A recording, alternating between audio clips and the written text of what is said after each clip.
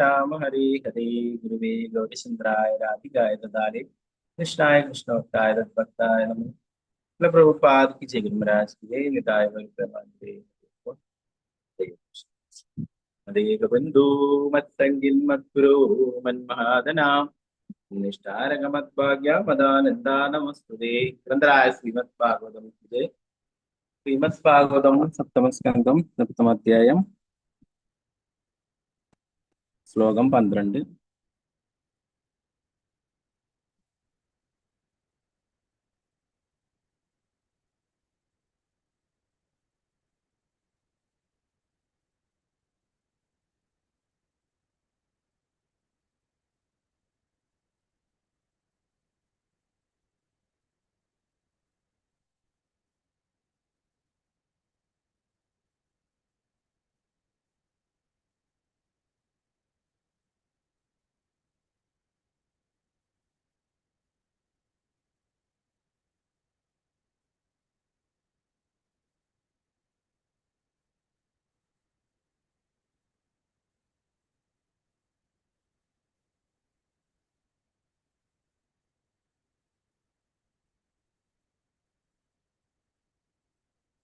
ഇന്ദ്രൻ കയാതുവിനെ നാരദമുനിയുടെ നിർദ്ദേശപ്രകാരം മോചിപ്പിക്കുന്നതും അല്ലെ, ഭക്തനാണെന്ന് അറിയിക്കുകയും പ്രകാരം പ്രണാമങ്ങൾ അർപ്പിച്ച് തിരിച്ചു പോകുന്നതും ഒക്കെയാണ് നമ്മൾ ഇന്നലെ നോക്കിയിട്ടുണ്ടായിരുന്നത്. അപ്പൊ നിനക്കൊരിക്കലും ഈ പ്രഹ്ലാദ് മഹാരാജാവിനെ കൊല്ലാനായിട്ട് സാധിക്കില്ല എന്ന് പറയുന്നു അല്ലെ. ഭക്തന്മാർക്ക് ഒരിക്കലും നാശമില്ല ഭഗവാൻ പറയുന്നത് സത്യമാണെന്നുള്ള കാര്യം. പ്രഹ്ലാദ് മഹാരാജാവിന്റെ ഉദാഹരണം വളരെ വ്യക്തമാണ്. നമുക്ക് 12ാമത്തെ ശ്ലോകം നോക്കാം.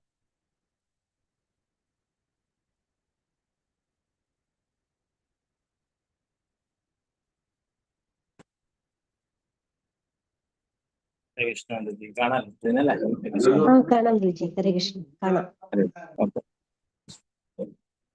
ഓം നമോ ഭഗവതേ വാസുദേവായ.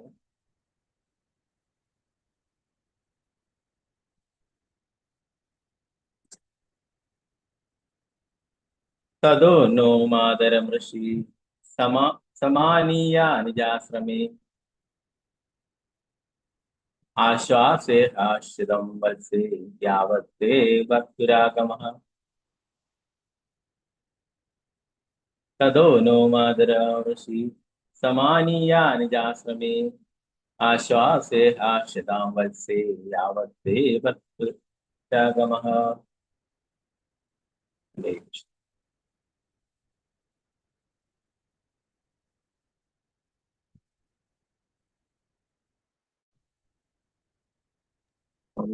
ഭഗവതേ വാസുദേവായ.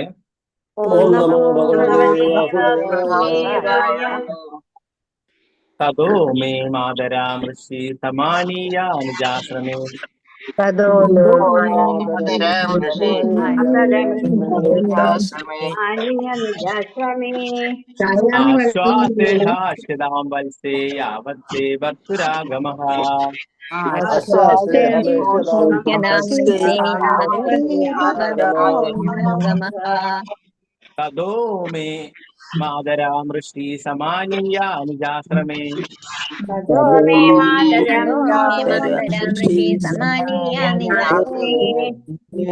ആശ്വാസേ ആശ്രിതാം വത്സേ യാവത്തേ ഭക്തുരാഗമഃ. തദോ മേ മാതരാം ഋഷി സമാനീയ നിജാശ്രമേ ആശ്വാസേ ആശ്രിതാം വത്സേ യാവത്തേ ഭക്തുരാഗമഃ. ഹരേ കൃഷ്ണ. ഓരോരാളെ ചൊല്ലിക്കോളൂ. അത് ചെറിയൊരു സ്പെല്ലിംഗ് മിസ്റ്റേക്ക് ഇവിടെയുണ്ട്. അതോ മേ എന്നാണ് വേണ്ടത്, ഇവിടെ നോ എന്നാണുള്ളത്. ഓക്കെ, അതൊന്ന് ശ്രദ്ധിച്ചാൽ മതി. അതോ മേ എന്റെ അമ്മ എന്നുള്ള അർത്ഥത്തിൽ പറഞ്ഞു. അത് ഒരു അക്ഷരത്തെറ്റി വന്നിട്ട് തദോ മേ മാതരാമൃഷി. അംബിക ശ്രീദേദാസ് മദതി ചൊല്ലിക്കുന്നു. ഹരേ കൃഷ്ണ പ്രഭുജി. ഓം നമോ ഭഗവതേ വാസുദേവായ. തതോ മേ മാതരം ഋഷി സമാനീയ നിജാശ്രമേ ആശ്വാസ്യേ ഇഹ ഉഷ്യതാം വസ്സേ യാവത്തേ ഭർത്തുരാഗമഃ. ഹരേ കൃഷ്ണ പ്രഭുജി. പത്മകുമാരി മാതാജി ചൊല്ലിക്കൊള്ളുന്നു. ഹരേ കൃഷ്ണ പ്രഭുജി. ഓം നമോ ഭഗവതേ വാസുദേവായ. തതോ മേ മാതരം ഋഷി സമാനീയ നിജാശ്രമേ ആശ്വാസേ ഘോഷ്യതാം വത്സേ യാവത്തേ ഭർത്തുരാഗമഃ. ഹരേ കൃഷ്ണ പ്രഭു. ഹരേ കൃഷ്ണ. ഭാരതീയമ്മ മാതാജി ചൊല്ലിക്കൊള്ളുന്നു. ഹരേ കൃഷ്ണ പ്രഭുജി. ഓം നമോ ഭഗവതേ വാസുദേവായ. തതോന്നേ മാതരാം ഋഷി സമാനീയ നിജാശ്രമേ ആശ്വാസേ ഘോഷിതാം വത്സേ യാവത്തേ ഭർത്തൃരാഗമഃ. ഹരേ കൃഷ്ണ. ഹരേ കൃഷ്ണ. കൃഷ്ണ മാതാജി ചൊല്ലിക്കൊള്ളുന്നു. ഹരേ കൃഷ്ണ. ഹരേ കൃഷ്ണ പ്രഭുജി. ഓം നമോ ഭഗവതേ വാസുദേവായ. തതോ മേ മാതരാം ഋഷി സമാനീയ നിജാശ്രമേ ആശ്വാസ്യോ ഘോഷ്യതാം വത്സേ യാവത്തേ ഭർത്തുരാഗമഃ. ഹരേ കൃഷ്ണ. ഹരേ കൃഷ്ണ. മാലതിശാമത ദേവദാസ് മാതാജി ചൊല്ലിക്കൊള്ളുന്നു. ഹരേ കൃഷ്ണ. ഹരേ കൃഷ്ണ പ്രഭുജി. ഹരേ കൃഷ്ണ ചൊല്ലിക്കൊള്ളുന്നു. ഓം നമോ ഭഗവതേ വാസുദേവായ. തതോ മേ മാതരാം ഋഷി സമാനീയ നിജാശ്രമേ ആശാസ്യേ ഹോഷ്യതാം വത്സേ യാവത്തേ ഭർത്തൃരാഗമഃ. ഹരേ കൃഷ്ണ പ്രഭുജി. ഹരേ കൃഷ്ണ. രാമേന്ദ്ര പ്രഭു ഹരേ കൃഷ്ണ പ്രഭു. ഹരേ കൃഷ്ണ പ്രഭുജി. ഓം നമോ ഭഗവതേ വാസുദേവായ. തതോ മേ മാതുരം ഋഷി സമാനീയ നിജാശ്രമേ ആശ്വാസേ ഇഹ ഉഷ്യതാം വത്സേ യാവത്തേ ഭർത്തൃരാഗമഃ. ഹരേ കൃഷ്ണ പ്രഭുജി. ഹരേ കൃഷ്ണ. സീതാരാമൻ മാതാജി ചൊല്ലിക്കൊള്ളുന്നു. ഹരേ കൃഷ്ണ. ഹരേ കൃഷ്ണ പ്രഭുജി. ചൊല്ലിക്കൊള്ളുന്നു. ഹരേ കൃഷ്ണ. ഓം നമോ ഭഗവതേ വാസുദേവായ. തതോ നോ മാതൃരം ഋഷി സമാനീയ നിജാശ്രമേ ആശ്വാസ്യാഹേഷ്യതാം വത്സേ യാവത്തേ ഭർത്തുരാഗമഃ. ഹരേ കൃഷ്ണ പ്രഭുജി. പ്രണാം. കൃഷ്ണ. നിർമ്മല മാതാജി ചൊല്ലിക്കൊള്ളുന്നു. ഹരേ കൃഷ്ണ. ഹരേ കൃഷ്ണ പ്രഭുജി. ചൊല്ലിക്കൊള്ളുന്നു. ഓം നമോ ഭഗവതേ വാസുദേവായ. തതോ മേ മാതരാം ഋഷി സമാനീയ നിജാശ്രമേ ആശ്വാസേ ഘോഷ്യതാം വത്സേ യാവത്തേ ഭർത്തുരാഗമഃ. ഹരേ കൃഷ്ണ പ്രഭുജി. ഹരേ കൃഷ്ണ. ശാരദജി നമ്പൂതിരി മാതാജി ഹരേ കൃഷ്ണ. ഹരേ കൃഷ്ണ പ്രഭുജി. ചൊല്ലിക്കൊള്ളുന്നു. ഓം നമോ ഭഗവതേ വാസുദേവായ. തതോ മേ മാതരം ഋഷി സമാനീയ നിജാശ്രമേ ആശ്വാസ്യേ ഘോഷ്യതാം വത്സേ യാവത്തേ ഭർത്തുരാഗമഃ. ഹരേ കൃഷ്ണ പ്രഭുജി. ഹരേ കൃഷ്ണ. സിന്ധുസിക മാതാജി ചൊല്ലിക്കൊള്ളുന്നു. ഹരേ ഹരേ കൃഷ്ണ. കൃഷ്ണ പ്രഭുജി. ഓം ഹരേ നമോ ഭഗവതേ വാസുദേവായ. തതോ മേ മാധരാം ഋഷി സമാനീയ നിജാശ്രമേ ആശ്വാസേ ഹേഷതാം വത്സേ യാവത്തേ ഭർത്തുരാഗമഃ. ഹരേ കൃഷ്ണ പ്രഭുജി. ഹരേ കൃഷ്ണ. വത്സലശാജി മാതാജി ചൊല്ലിക്കൊള്ളുന്നു. ഹരേ കൃഷ്ണ. ഹരേ കൃഷ്ണ പ്രഭുജി. ഹരേ കൃഷ്ണ. ചൊല്ലിക്കൊള്ളുന്നു. ഓം നമോ ഭഗവതേ വാസുദേവായ. തതോ മേ മാതരം ഋഷി സമാനീയ നിജാശ്രമേ ആശ്വാസ്യേ ഘോഷ്യതാം വത്സേ യാവത്തേ ഭർത്തൃരാഗമഃ. ഹരേ കൃഷ്ണ പ്രഭുജി. ഹരേ കൃഷ്ണ. വിദ്യനാഥ മാതാജി ചൊല്ലിക്കൊള്ളുന്നു. ഹരേ കൃഷ്ണ. ഹരേ കൃഷ്ണ പ്രഭുജി. ഹരേ കൃഷ്ണ. ഓം നമോ ഭഗവതേ വാസുദേവായ. തതോ മേ മാതരം ഋഷി സമാനീയ നിജാശ്രമേ ആശ്വാസ്യ ഘോഷതാം വത്സേ യാവത്തേ ഭർത്തുരാഗമഃ. ഹരേ കൃഷ്ണ ഹരേ പ്രഭുജി. കൃഷ്ണ. ഹരേ കൃഷ്ണ. വത്സലായ മാതാജി ചൊല്ലിക്കൊള്ളുന്നു. ഹരേ കൃഷ്ണ. ഹരേ കൃഷ്ണ പ്രഭുജി. ഓം ഹരേ കൃഷ്ണ. നമോ ഭഗവതേ വാസുദേവായ. തതോ മേ മാതരം ഋഷി സമാനീയ നിജാശ്രമേ ആശ്വാസേ ഘോഷ്യതാം വത്സേ യാവത്തേ ഭർത്തുരാഗമ. ഹരേ കൃഷ്ണ പ്രഭുജി. ഹരേ കൃഷ്ണ. വസന്ത മാതാജി ചൊല്ലിക്കൊള്ളുന്നു. ഹരേ കൃഷ്ണ. ഹരേ കൃഷ്ണ പ്രഭുജി. ഹരേ കൃഷ്ണ. ഓം നമോ ഭഗവതേ വാസുദേവായ. തതോ മേ മാതര ഋഷി സമാനീയ നിജാശ്രമേ ആശ്വാസേ ഹോഷിതാം വത്സേ യാവത്തെ ഭർത്തുരാഗമഃ. ഹരേ കൃഷ്ണ പ്രഭുജി. ഹരേ കൃഷ്ണ. സുവർണപ്രഭാതജി ഹരേ കൃഷ്ണ. ഹരേ കൃഷ്ണ പ്രഭുജി. ഓം നമോ ഭഗവതേ വാസുദേവ. തതോ മേ മാതരം ഋഷി സമാനീയ നിജാശ്രമേ ആശ്വാസേ ഹോഷ്യതാം വത്സേ യാവത്തേ ഭർത്തുരാഗമഃ. ഹരേ കൃഷ്ണ പ്രഭുജി. ഹരേ കൃഷ്ണ.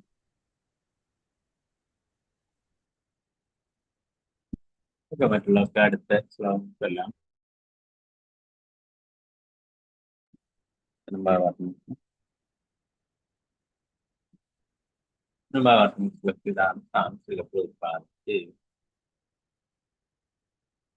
പ്രഹ്ലാദൻ തുടർന്നു. നാരദ മഹർഷി എന്റെ മാതാവിനെ അദ്ദേഹത്തിന്റെ ആശ്രമത്തിലേക്ക് കൂട്ടിക്കൊണ്ടു പോവുകയും എന്റെ പ്രിയപ്പെട്ട കുട്ടി ഈ ഭർത്താവ് വരുന്നത് വരെ ദയവായി എന്റെ ആശ്രമത്തിൽ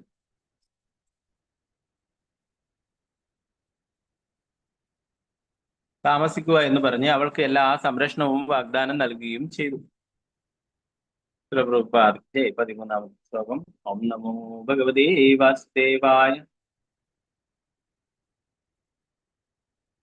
തദേത്യാവാൽസീത്തെ വർഷേ രന്തികേ സാഗുദോഭയ.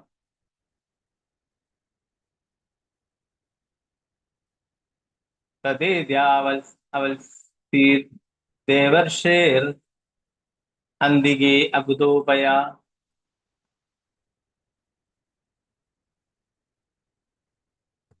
യാവത് ദൈത്യപതിർഘോരാ തപസോ നൈവർത്തത.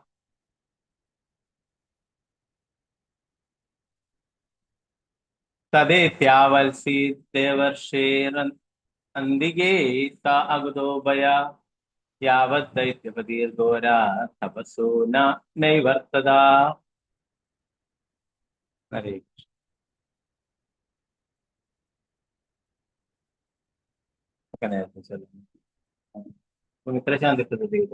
हरे कृष्ण प्रभु प्रणाम जी. हरे कृष्ण. ओम नमो भगवते वासुदेवाय. तदत्येवासी देवर्षेरन्दिगे सा कृतोभया. यावत् दैत्यपतिर्हो घोरात् तपसो न निवर्ततः. हरे कृष्ण प्रभु जी. हरे कृष्ण. दिनेश माता जी हरे कृष्ण. श्रीजा माता जी, श्रीजा दिनेश अनम्यूट. हरे कृष्ण. चलिए. हरे कृष्ण प्रभु जी. तदेत्य वाल्सीद देवर्ष रंदिगे साख्यतो भयो. यावत् दैत्यपतिर्घोरात् तपसो न निर्वर्तदा. हरे कृष्ण प्रभु जी. प्रणाम प्रभु जी. शोभा प्रभु माता जी हरे कृष्ण. हरे कृष्ण प्रभु जी. हरे कृष्ण. ओम नमो भगवते वासुदेवाय. तदेते वात्सेते वर्षरन्दिके साकुतो भया. यावत् दैत्यपतिर्घोरा तपसो न्यवर्तदा. हरे कृष्ण. हरे कृष्ण. रत्ना शशिधरन माता जी हरे कृष्ण. हरे कृष्ण प्रभु जी. ओम नमो भगवते वासुदेवाय. तदेत्यवासिद्धे वर्षे अंदिगे सागुदोभय. यावद्दैत्यपतिर्घोरा तपसो न निवर्तत. हरे कृष्ण प्रभु जी. प्रणाम. कृष्ण. माता जी हरे कृष्ण. हरे कृष्ण प्रभु जी. हरे कृष्ण. ओम नमो भगवते वासुदेवाय. तदेत्यवाल्सीद्दे वर्षेरन्दिगे सागुदोभया. यावद्दैत्यपतिर्घोरात् तपसो न न्यवर्तत. हरे कृष्ण प्रभु जी. प्रणाम. कृष्ण. माता जी हरे कृष्ण. हरे कृष्ण प्रभु जी. ओम नमो भगवते वासुदेवाय. तदेत्यवासीद् देवर्षेरन्दिगे सागुदोभय. यावत् दैत्यपतिर्घोरात् तपसो न निवर्तत. हरे कृष्ण प्रभु जी. हरे कृष्ण. माता जी ഹരേ കൃഷ്ണ. കൃഷ്ണ പ്രഭുജി. ഓം നമോ ഭഗവതേ വാസുദേവായ. തദേത്യവത്സതി ദേവർഷേരന്തികേ സാഗുദോ ഭയ യാവദ്ധൈത്യപദർഘോരാത് തപസോ നിർവർത്തത. ഹരേ കൃഷ്ണ പ്രഭുജി. ഹരേ കൃഷ്ണ. ഗീതാട്ടി മാതാജി. ഹരേ കൃഷ്ണ മാതാജി. ഹരേ കൃഷ്ണ പ്രഭുജി. പ്രണാമം ഹരേ പ്രഭുജി. ഓം നമോ ഭഗവതേ വാസുദേവായ. തദേത്യവാത്സ്യ ദേവർഷേ അന്തികേ സാഗുദോ ഭയ യാവത് ദൈത്യപതിർഘോരാത് തപസോ നിവർത്തത. ഹരേ കൃഷ്ണ പ്രഭുജി. ഹരേ കൃഷ്ണ. ശ്രീ ജയ മാതാജി. ഹരേ കൃഷ്ണ. ഹരേ കൃഷ്ണ പ്രഭുജി. ഓം നമോ ഭഗവതേ വാസുദേവായ. തഥേത്യവാത്സി ദേവർഷേരന്തികേ സാകുതോ ഭയ യാവദ്ദൈത്യപതിർഘോരാത് തപസോ നിവർത്തത. ഹരേ കൃഷ്ണ പ്രഭുജി. ഹരേ അനിതകുമാരി മാതാജി. ചൊല്ലിക്കും. ഹരേ കൃഷ്ണ. പ്രഭുജി. ശരി. ഓം നമോ ഭഗവതേ വാസുദേവായ. തദൈത്യവാസി ദേവർഷേ അന്തികേ സാഗൂതോ ഭയ യാവദ്ദൈത്യപതിർഘോര തപസോ നിവർത്തത. ഹരേ കൃഷ്ണ പ്രഭുജി. ഹരേ കൃഷ്ണ.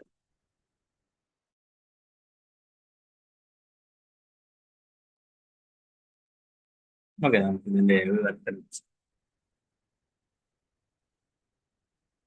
ദേവർഷി നാരദന്റെ ഉപദേശങ്ങൾ സ്വീകരിച്ച എന്റെ മാതാവ് അദ്ദേഹത്തിന്റെ ശ്രദ്ധയിൽ ദൈത്യരാജാവ് തപസ് പൂർത്തിയാക്കി മടങ്ങി വരുന്നത് വരെ യാതൊരു ഭയം കൂടാതെ ആശ്രമത്തിൽ വസിച്ചു.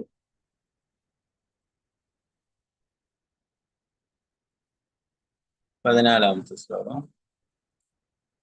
നമോ ഭഗവതേ വാസുദേവായ. ഋഷിം പര്യചരത് തത്ര ഭക്ത്യാ പരമയാ സതി അന്തർവത്നീ സ്വഗർഭസ്യ ക്ഷേമായ ച പ്രസൂദയേ. ഋഷിം പര്യചരത് തത്ര ഭക്ത്യാ പരമയാ സതി അന്തർവത്നീ സ്വഗർഭസ്യ ക്ഷേമായ ച പ്രസൂദയേ.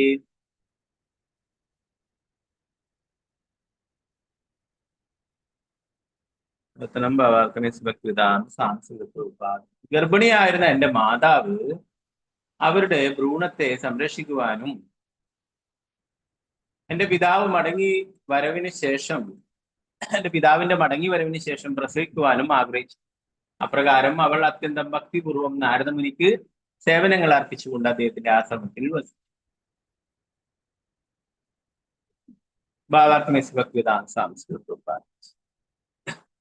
ശ്രീമദ് ഭാഗവതത്തിൽ 9, 19, 17 ഇങ്ങനെ പറഞ്ഞിരിക്കുന്നു. മാത്രാ സ്വസ്രാ ദുഹിത്രാവ നാവിവിക്താസനോ ഭവേത് ബലവാൻ ഇന്ദ്രിയഗ്രാമോ വിദ്വാംസം അപി കർഷതി. ഒരുവൻ ഒരു ഏകാന്ത സ്ഥലത്ത് ഒരു സ്ത്രീയോടൊപ്പം കഴിയരുത്. അവന്റെ മാതാവോ സഹോദരിയോ പുത്രിയോ ആണെങ്കിൽ എന്നിരുന്നാലും ഒരു സ്ത്രീക്കൊപ്പം ഏകാന്തതയിൽ കഴിയുന്നതിന് കർശനമായ വിലക്കുണ്ടായിട്ടും നാരദമുനി ഭക്തിയോടും വിശ്വാസത്തോടും കൂടി തനിക്ക് സേവനം ചെയ്യുന്ന പ്രഹ്ലാദന്റെ യുവതിയായ മാതാവിന് ആശ്രയം നൽകി. നാരദമുനി വൈദിക ആജ്ഞകൾ ലംഘിച്ചുവെന്ന് ഇതിന് അർത്ഥമുണ്ടോ? തീർച്ചയായും അദ്ദേഹം വൈദിക ആജ്ഞകൾ ലംഘിച്ചില്ല. അത്തരം വിലക്കുകൾ ലൗകികരായ ജന്തുക്കൾക്ക് വേണ്ടിയുള്ളതാണ്.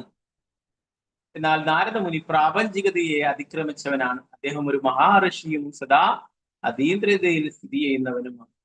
അതുകൊണ്ടൊരു യുവാവാണെങ്കിലും അദ്ദേഹത്തിന് ഒരു യുവതിക്ക് അഭയം നൽകാനും അവളുടെ സേവനങ്ങൾ സ്വീകരിക്കുവാനും കഴിയും. ഹരിദാസ് ഠാക്കൂറും അർദ്ധരാത്രിയിൽ ഏകാന്തതയിൽ ഒരു വേശ്യയോട് സംസാരിക്കുകയുണ്ടായി. പക്ഷേ അവൾക്ക് അദ്ദേഹത്തിന്റെ മനസ്സിലാക്കാൻ ഇല്ലെന്ന് മാത്രമല്ല, ഹരിദാസ് ഠാക്കൂറുടെ കാരുണ്യത്താൽ അവൾ ഒരു വൈഷ്ണവിയായ മഹാഭക്തയായി തീരുകയും ചെയ്തു. സാധാരണ ജനങ്ങൾ അങ്ങനെയുള്ള ഉത്കൃഷ്ടരായ ഭക്തന്മാരെ അനുകരിക്കരുത്. സാധാരണ വ്യക്തികൾ സ്ത്രീയിൽ നിന്നും അകന്നു കഴിയണമെന്ന് വിലക്ക് കർശനമായി പാലിക്കണം. ആരും നാരദമുനിയെയോ ഹരിദാസ് ഠാക്കൂറെയോ അനുകരിക്കരുത്. ഇങ്ങനെ പറയപ്പെട്ടിരിക്കുന്നു. വൈഷ്ണവേര ക്രിയാമുദ്ര വിജ്ഞേന ബുദ്ധ്യയ, ഒരു വ്യക്തി എത്ര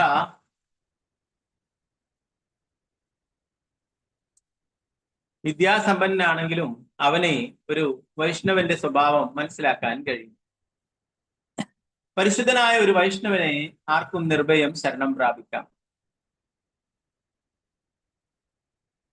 അതുകൊണ്ട് മുൻ ശ്ലോകത്തിൽ വളരെ വ്യക്തമായി ഇങ്ങനെ പറഞ്ഞിരിക്കുന്നു, ദേവർഷേർ അന്തികേ സ അകുതോ ഭയഃ. കയാതു നാരദ മഹർഷിയുടെ സംരക്ഷണത്തിൽ യാതൊരു ഭയവും കൂടാതെ കഴിഞ്ഞു. അതുപോലെ നാരദ മുനി തന്റെ അതീന്ദ്രിയാവസ്ഥയിൽ ഭയമോ ചാഞ്ചല്യമോ ഇല്ലാതെ യുവതിയായ സ്ത്രീയോടൊത്ത് കഴിഞ്ഞു. ഭഗവത് മഹിമകൾ പ്രക്ഷേപണം ചെയ്യുന്നതിന് പ്രത്യേകം ഭാരമേൽപ്പിക്കപ്പെട്ട നാരദമുനിയെയും ഹരിദാസ് ഠാക്കൂറേയും പോലുള്ള ആചാര്യന്മാരെ ഒരിക്കലും ഭൗതിക തലത്തിലേക്ക് താഴ്ത്താനാകില്ല.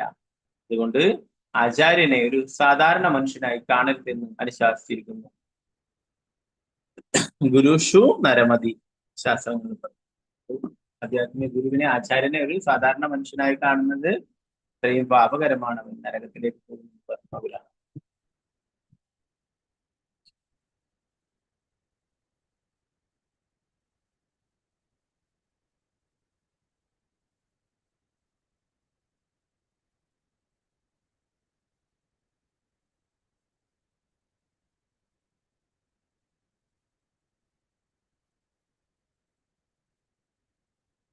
നാരായണ നമസ്കൃത്യ നരം ചൈവ നരോത്തമം ദേവീം സരസ്വതിം വ്യാസം തതോ ജയമുദ്രൈം നഷ്ടപ്രായേഷു ഭദ്രേഷു നിത്യം ഭാഗവത സേവയാ ഭഗവതി ഉത്തമ ശ്ലോകേ ഭക്തിർഭവതി നൈഷ്ടകേ മൂകം കരോതി വാചാലം പങ്കും ലംഘയതി ഗിരിം യത്കൃപാതമഹം വന്ദേ ശ്രീഗുരു ദീനദാരുണം പരമാനന്ദമാധവം ശ്രീചൈതന്യേശ്വരം.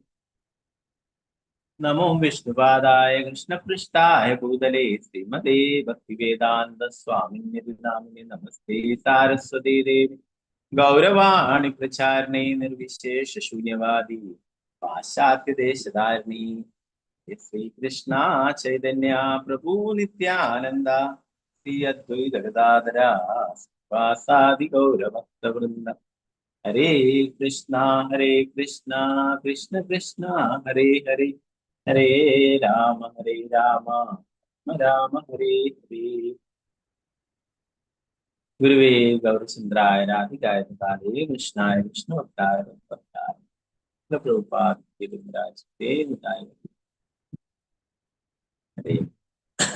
അപ്പൊ പ്രഹ്ലാദൻ തന്റെ കൂട്ടുകാർക്ക് താൻ എങ്ങനെയാണ് ഈ അതീന്ദ്രിയ ജ്ഞാനം പഠിച്ചത് എന്ന് പറഞ്ഞു കൊടുക്കുന്നതാണ് അല്ലെ. പറഞ്ഞു, തന്റെ അമ്മയെ നാരദ മുനി വന്നിട്ട് രക്ഷിക്കുകയുണ്ടായി അല്ലെ. ഇന്ദ്രനും ദേവേന്ദ്രനും ദേവന്മാരൊക്കെ അവിടുന്ന്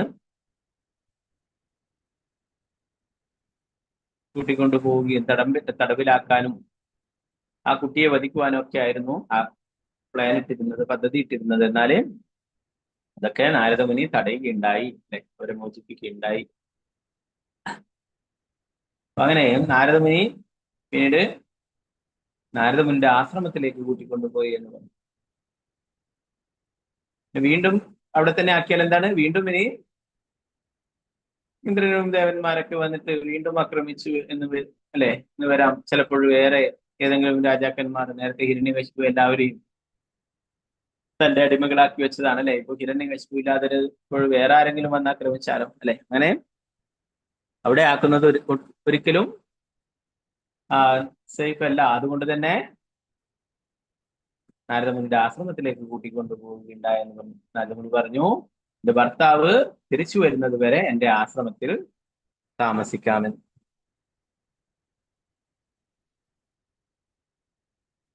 അവൾക്ക് അങ്ങനെ എല്ലാ സംരക്ഷണവും വാഗ്ദാനം നൽകിയിട്ടുണ്ടായിരുന്നു.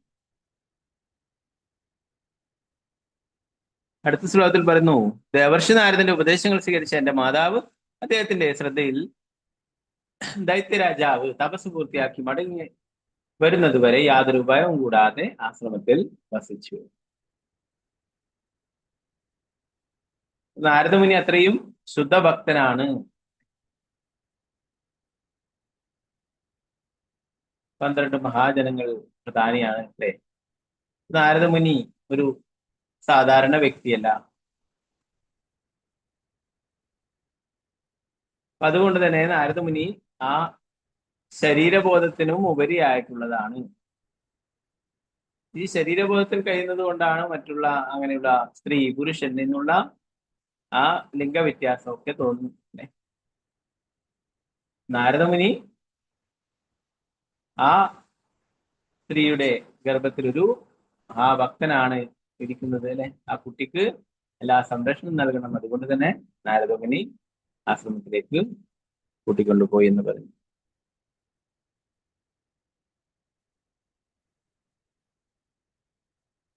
14-ാമത്തെ ശ്ലോകത്തിൽ പറയുന്നത്, ഗർഭിണിയായിരുന്ന എന്റെ മാതാവ് അവരുടെ ഭ്രൂണത്തെ സംരക്ഷിക്കുവാനും എന്റെ പിതാവ് മടങ്ങി വന്നതിന് വരവിന് ശേഷം പ്രസവിക്കുവാനും പിതാവിന്റെ മടങ്ങി വരവിന് ശേഷം പ്രസവിക്കുവാനും ആഗ്രഹിച്ചു.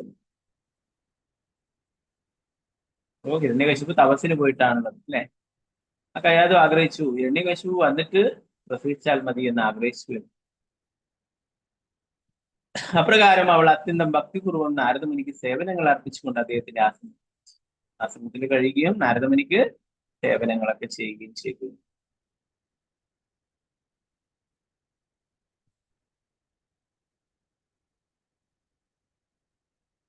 ഭാവാർത്ഥത്തില് ശ്രീമദ് ഭാഗവത്തിൽ പറയുന്ന കാര്യം പറയും. ഒരു സാധാരണ വ്യക്തി, നാരദമുനി ഈ ഭൗതിക ലോകത്തിലുള്ള ആളല്ല അല്ലെ. ബ്രഹ്മാവിന്റെ പുത്രനാണ്, ഭഗവാന്റെ ശുദ്ധ ഭക്തനാണ്. അപ്പോ അതുകൊണ്ട് തന്നെ നാരദമുനിയെ ഒരു സാധാരണ വ്യക്തിയുമായിട്ട് താരതമ്യം ചെയ്തത് കൊണ്ട് പ്രഭുപാദരിയുടെ എന്താ പറയാ വളരെ ശക്തമായിട്ട് പറയുന്നു. ശ്രീമദ് ഭാഗവതം ഒരുവൻ ഒരു ഏകാന്ത സ്ഥലത്ത് ഒരു സ്ത്രീയോടൊപ്പം കഴിയരുത്. അവന്റെ മാതാവോ സഹോദരിയോ പുത്രിയോ ആണെങ്കിൽ പോലും. എന്നിരുന്നാലും ഒരു സ്ത്രീക്കൊപ്പം ഏകാന്തതയിൽ കഴിയുന്നതിന് കർശനമായ വിലക്കുണ്ടായിട്ടും നാരദമുനി ഭക്തിയോടും വിശ്വാസത്തോടും കൂടി തനിക്ക് സേവനം ചെയ്യുന്ന പ്രഹ്ലാദന്റെ യുവതിയായ മാതാവിന് ആശ്രയം നൽകി. നാരദമുനി വൈദിക ആജ്ഞകൾ ലംഘിച്ചു എന്ന് ഇതിനർത്ഥമുണ്ടോ? തീർച്ചയായും അദ്ദേഹം വൈദിക ആജ്ഞകൾ ലംഘിച്ചില്ല. അത്തരം വിലക്കുകൾ ലൗകികരായ ജന്തുക്കൾക്ക് വേണ്ടിയുള്ളതാണ്. എന്നാൽ നാരദമുനി പ്രാപഞ്ചികതയെ അതിക്രമിച്ചവനാണ്. അദ്ദേഹം ഒരു മഹാഋഷിയും സദാ അതീന്ദ്രിയതയിൽ സ്ഥിതി ചെയ്യുന്നവനുമാണ്. അതുകൊണ്ട് ഒരു യുവാവാണെങ്കിലും അദ്ദേഹത്തിന് ഒരു യുവതിക്ക് അഭയം നൽകാനും അവളുടെ സേവനങ്ങൾ സ്വീകരിക്കുവാനും അത് പറഞ്ഞു. നമ്മള് നാരദമുനിയെ തെറ്റിദ്ധരിക്കാനില്ല. ശാസ്ത്രങ്ങൾ ഇങ്ങനെ പറഞ്ഞിരിക്കുന്നു. എന്നാൽ അതെന്താണ്? ഈ ശരീരബോധത്തിലുള്ളവർക്ക് വേണ്ടിയിട്ടുള്ളതാണ്. ലൗകികരായിട്ടുള്ള ജന്തുക്കൾക്ക് വേണ്ടിയിട്ടുള്ളതാണ്.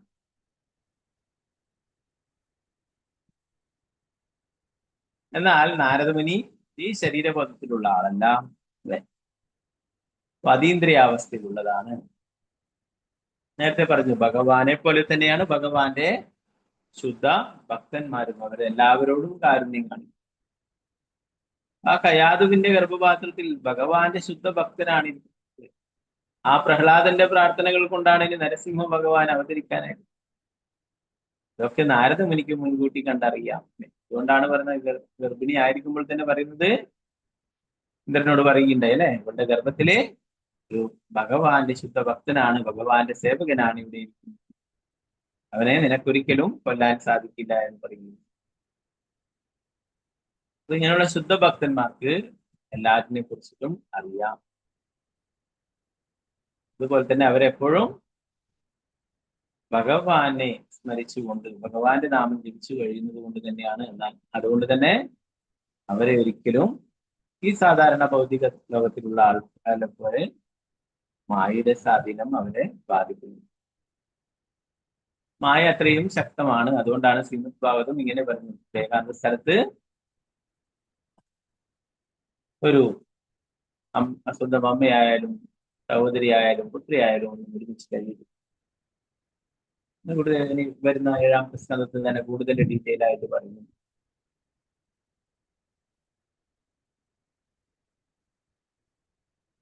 അപ്പൊ അതുപോലെ തന്നെ പ്രഭാതരിയോട് പറയുന്നു, ഹരിദാസ് ഠാക്കൂർ ആരായിരുന്നു? ബ്രഹ്മാവാണ് ഹരിദാസ് ഠാക്കൂർ ആയിട്ട് വന്നിട്ടുള്ളത് അല്ലെ. ഹരിദാസ് ഠാക്കൂറും ഒരു സാധാരണ വ്യക്തിയല്ല അല്ലെ. എന്നാൽ ആ രാമചന്ദ്രഖാൻ അല്ലെ എന്ന ആ അസൂയാലുവായ വ്യക്തി ഒരു വേശ്യാസ്ത്രീയെ അവിടേക്ക് അയക്കുകയുണ്ടായി.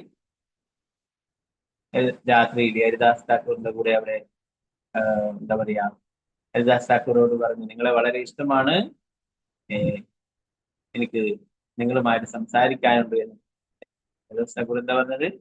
എനിക്ക് എല്ലാ ദിവസവും ഒരു നിശ്ചിത സംഖ്യ നാമം ജപിക്കുമെന്ന് ഞാൻ പ്രതിജ്ഞ എടുത്തിട്ടുണ്ട്. അപ്പോ അത് കഴിഞ്ഞിട്ട് എന്റെ ആവശ്യം നിറവേറ്റാം. അല്ലെ, ഒരു ദിവസം 3 ലക്ഷം തവണ ഭഗവാന്റെ തിരുനാമം.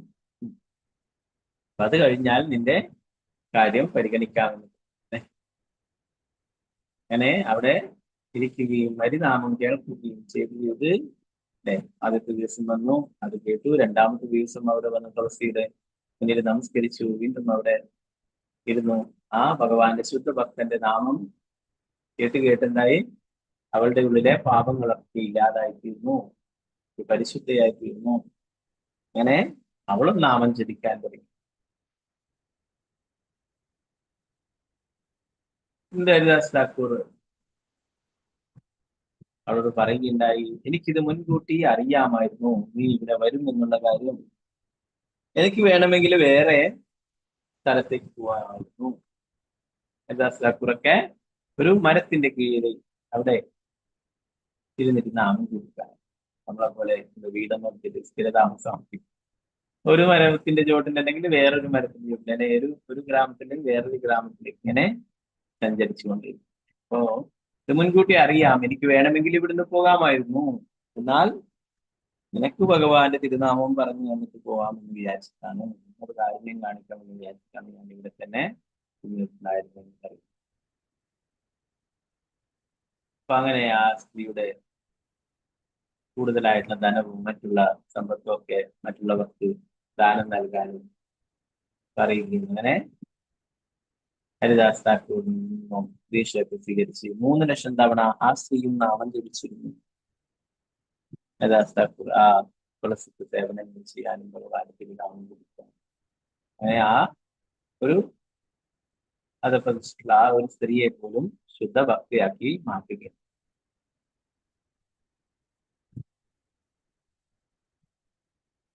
രാമചന്ദ്രകാരൻ കരുതിയിരിക്കുന്നത് സ്ത്രീ അവിടെ പോയി കഴിഞ്ഞാല് ഹരിദാസ് താക്കൂർ ഇങ്ങനെയുള്ള സ്ത്രീയുമായിട്ട് ബന്ധമുള്ള ഒരാളാണെന്ന് പറഞ്ഞ് അദ്ദേഹത്തെ അപമാനിക്കാമെന്ന് വിചാരിച്ചിട്ടൊക്കെയാണ് അയച്ചിട്ടുള്ളത്. അല്ലെ, അതിവിടെ ആ സ്ത്രീക്കൊന്നും ഹരിദാസ് താക്കൂറിന്റെ ഈ എന്താ പറയാ അദ്ദേഹത്തിന്റെ സാധന, അല്ലെ, നാമജപവും അദ്ദേഹത്തിന്റെ ആ ആത്മീയ ശക്തി മുന്നിൽ ഒന്നും ചെയ്യാനാവാതെ അവളും നാമം ജപിക്കുകയുണ്ടായി. അവളും ശുദ്ധഭക്തിയായിട്ട് മാറുകയും.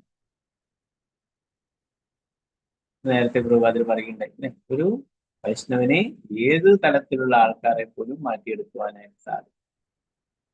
ഭഗവാന്റെ ശുദ്ധഭക്തനാണ് ഹരിദാസ് താക്കൂർ. ഹരിദാസ് താക്കൂറിനെ ശ്രീ ചൈതന്യ മഹാപ്രഭു സാക്ഷാൽ ഭഗവാൻ തന്നെയാണ് നേരിട്ട് വന്നിട്ട് അവിടെ ജഗന്നാഥ ഭഗവാന്റെ പ്രസാദം കൊണ്ടുപോകും. അന്ന് വേറെ വിഭാഗത്തിൽ ജനിച്ച ആളായതുകൊണ്ട് ഹരിദാസ് താക്കൂറിന് ജഗന്നാഥപുരി ക്ഷേത്രത്തില് പ്രവേശനം. അതുകൊണ്ടെന്താണ് ജഗന്നാഥ ഭഗവാന് ജഗന്നാഥപുരി ക്ഷേത്രത്തിന്റെ ചക്രം നോക്കിയിട്ട് പ്രാർത്ഥിക്കും, അവിടെ നമസ്കരിക്കും. അങ്ങനെ കുറച്ച് ദൂരെയായിട്ട് നാമം ജപിക്കും. എന്നാല് പ്രസാദം എന്താണ്? ജഗന്നാഥ ഭഗവാന് നിവേദിച്ചുള്ള ആ പ്രസാദം നേരിട്ട് ശ്രീചൈതന്യ മഹാപ്രഭു സ്വന്തം കൈകൾ കൊണ്ട് അവിടെ ഹരിദാസ് താക്കൂറിന് കൊണ്ടുപോകും.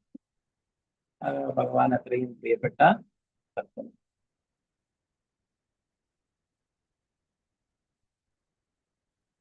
ഹരിദാസ് താക്കൂറിന്റെ കാരണത്താൽ അവൾ ഒരു വൈഷ്ണവിയായ മഹാഭക്തിയായി തീരുകയും ചെയ്തു. സാധാരണ ജനങ്ങൾ അങ്ങനെയുള്ള ഉത്കൃഷ്ടരായ ഭക്തന്മാരെ അനുകരിക്കരുത്. സാധാരണ വ്യക്തികൾ സ്ത്രീയിൽ നിന്നും അകന്നു കഴിയണമെന്ന് വിലക്ക് കർശനമായി പാലിക്കണം. ആരും നാരദ മുനിയെയോ ഹരിദാസ് താക്കൂറിനെയോ അനുകരിക്കരുത്.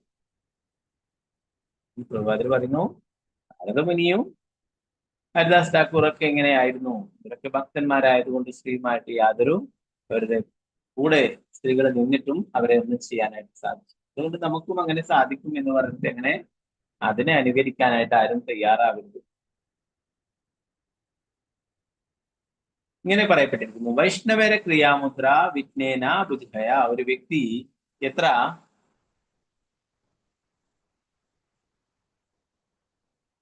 വിദ്യാസമ്പന്നാണെങ്കിലും അവനൊരു വൈഷ്ണവന്റെ സ്വഭാവം മനസ്സിലാക്കാൻ കഴിയില്ല. അവരെന്തൊക്കെയാണ് ചെയ്യുന്നത് എന്നുള്ള കാര്യം ഒരു വ്യക്തിക്ക് മനസ്സിലാവില്ല എന്ന്. പുറത്തുനിന്ന് നോക്കുന്ന ഒരാൾക്ക് എന്താണ് നാരദമുനി, അയാൾ വലിയ ഋഷിയാ പോലും, അയാളുടെ ആശ്രമത്തില് ഹിരണ്യകശിപു ഇല്ലാതപ്പോൾ അവന്റെ ഭാര്യ നിൽക്കുന്നത്. ഇങ്ങനെയൊക്കെയാണ് ആൾക്കാർ, സാധാരണ ആൾക്കാർ കണക്കൂട്ടുന്നത് അല്ലെ. എന്നാൽ ആ ഒരു കുട്ടിയെ, ഭഗവാന്റെ പ്രിയഭക്തനായിരുന്ന ആ കയാതുവിന്റെ ഗർഭത്തിലുള്ള കുട്ടിയെ സംരക്ഷിക്കണം എന്നുള്ളതാണ് നാരദന്റെ ആഗ്രഹം അല്ലെ. അത് പ്രകാരമാണ് നാരദമുനി ആശ്രമത്തില്, അല്ലാതെ ഭൗതികമായ ആളുകളെ പോലെ അല്ലെ അവളുടെ കയാതുവിന്റെ സൗന്ദര്യം കണ്ടിട്ടോ അല്ലെ അവളെ ആഗ്രഹിച്ചിട്ടോ ഒന്നും അല്ല നാരദമുനി. അവളുടെ ഗർഭത്തിലിരിക്കുന്ന കുട്ടി ഭഗവാന്റെ ശുദ്ധഭക്തനാണ് അല്ലെ. ഭഗവാന്റെ ആഗ്രഹമാണ് ആ കുട്ടിയെ സംരക്ഷിക്കണം. അതിനാലാണ് നാരദമുനി ഇങ്ങനെ ചെയ്തത്.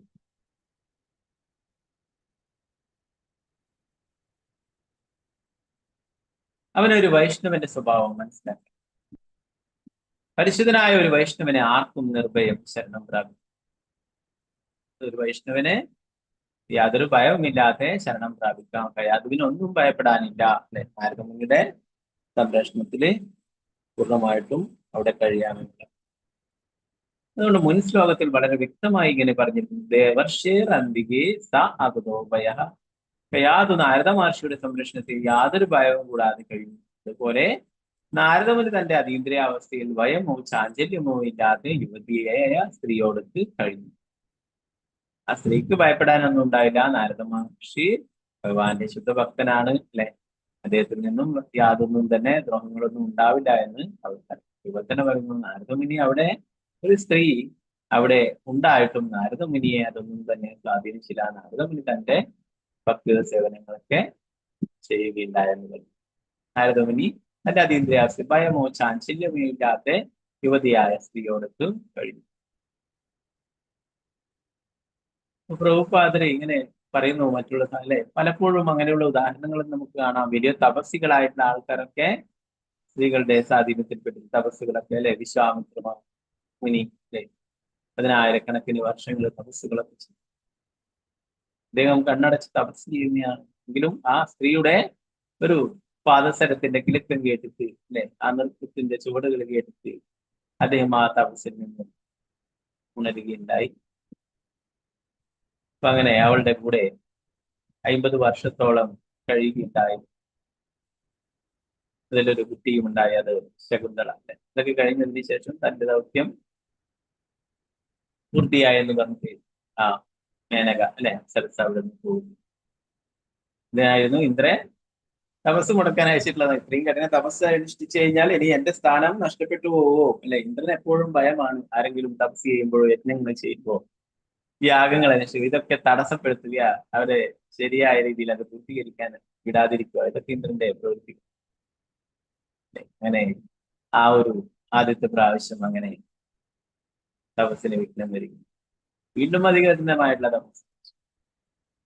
വീണ്ടും ഇന്ദ്രൻ അടുത്ത അപ്സരത്തിനെയും അയക്കുകയുണ്ടായിരുന്നു. അടുത്തതായിട്ട് രംഭ വരികയുണ്ടായിരുന്നു. നേരത്തെ ഒരു എക്സ്പീരിയൻസ് ഉള്ളത് കൊണ്ട് തന്നെ വിശ്വാമിത്രൻ ഉറപ്പിച്ചു, ഇവൾ എന്ത് നൃത്തം ചെയ്താലും എന്ത് കാട്ടിക്കൂട്ടിയാലും ഞാൻ ഒരു പിടി തപസ്സിൽ നിന്നും അനങ്ങിയില്ല. അവസാനം ക്ഷമ എടുത്ത് അവളെ ശപിക്കുകയുണ്ടായി, ഒരു കല്ലായിട്ട് മാറട്ടെ പറയുന്നു. ആദ്യം കാമത്തിനെ വശപ്പെട്ടു, ആ തപശ്ശേരി ഉണങ്ങി. പിന്നീട് കോപത്തിനെ വശപ്പെട്ടു, വീണ്ടും തപസ് മുടങ്ങുകയുണ്ടായി. അപ്പൊ ഇതേ ഇന്ദ്രൻ തന്നെ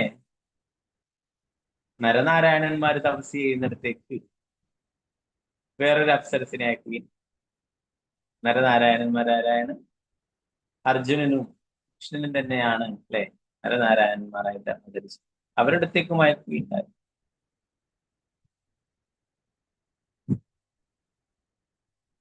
അവര് ശപിക്കുകയൊന്നും ചെയ്തില്ല. ഇന്ദ്രന്റെ ആഗ്രഹം എന്താണ്? ഇങ്ങനെയുള്ള അപ്സരസുകളെയും സുന്ദരികളെയൊക്കെ കൂടെ സമയം ചെലവഴിക്കുക അല്ലെ. അതിനായിട്ട് അവരെന്ത് ചെയ്തു?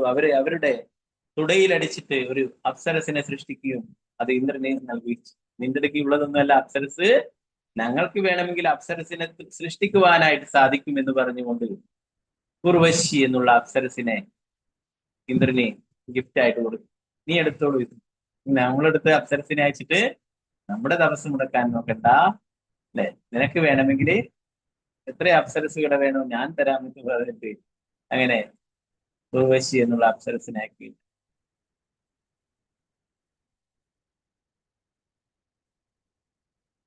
അപ്പൊ അതുകൊണ്ട് പ്രഭുപാദർ പറയുന്നു, നമ്മള് അങ്ങനെയുള്ള നാരദമുനിയെയും ഹരിദാസ് ഠാക്കൂറിനെയും പോലുള്ള ശുദ്ധഭക്തന്മാരൊന്നുമല്ല. അതുകൊണ്ട് നമ്മൾ അവരെ അനുകരിക്കാനായിട്ട് ശ്രമിക്കണ്ടായിരുന്നു.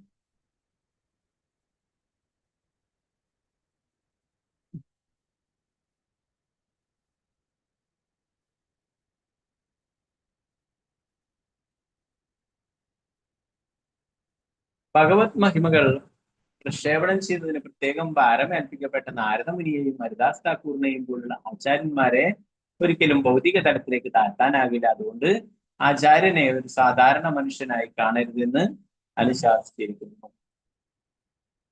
ഗുരുഷു നരമതി. എന്താണ് ഒരു ഗുരു, ഒരു ആചാര്യനെ ഒരു സാധാരണ വ്യക്തിയായിട്ട് കണക്കാക്കരുത് എന്ന് പത്മപുരാണം. അതുപോലെ തന്നെ ആ ശ്ലോകത്തിലാണ് പറയുന്നത്, ഒരു എന്താണ് അർച്ചാവിഗ്രഹത്തെ സാധാരണ വിഗ്രഹമായിട്ട് കരുതരുത്, സാക്ഷാൽ ഭഗവാൻ തന്നെയാണ്. അതുപോലെ തന്നെ വൈഷ്ണവേര ചാതിപു, വൈഷ്ണവര് ഉയർന്ന വൈഷ്ണവർ, താഴ്ന്ന വൈഷ്ണവർ, കറുത്തവർ, വെളുത്തവർ എന്നുള്ള വ്യത്യാസങ്ങൾ കാണുന്നത് വിഷ്ണു. ഇതൊക്കെ നരകത്തിലേക്ക് പോകും, അങ്ങനെയുള്ള അതൊരു പാപപ്രവൃത്തിയാണ് ശാസ്ത്രത്തിൽ പറയുന്നത്.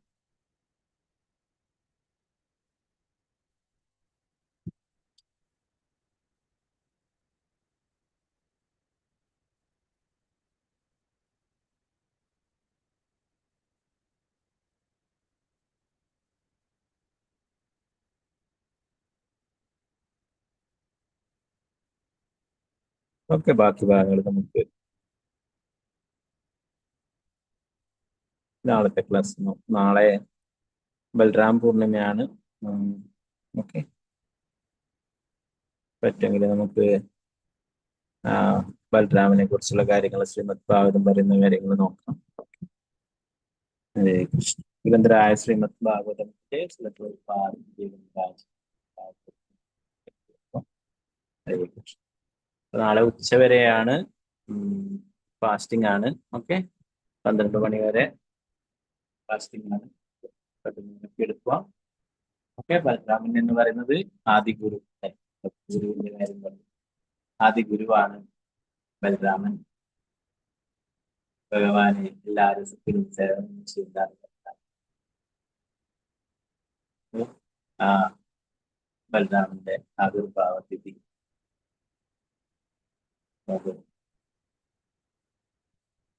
നാളെ എല്ലാവർക്കും ആഘോഷിക്കുന്നതാണ്. നമ്മുടെ അമ്പലത്തിലും ഉച്ചക്കാണെന്നാണ് കേട്ടിട്ടുള്ളത്. അഭിഷേകവും കാര്യങ്ങളൊക്കെ ഉണ്ട്. ഉച്ചവരെ ഫാസ്റ്റിംഗ് ബ്രേക്ക്. ഓക്കെ, ഇപ്പൊ വേറെ ഒന്നും ഇല്ലെങ്കിൽ നമുക്ക് ക്ലാസ് വൈഷ്ണവ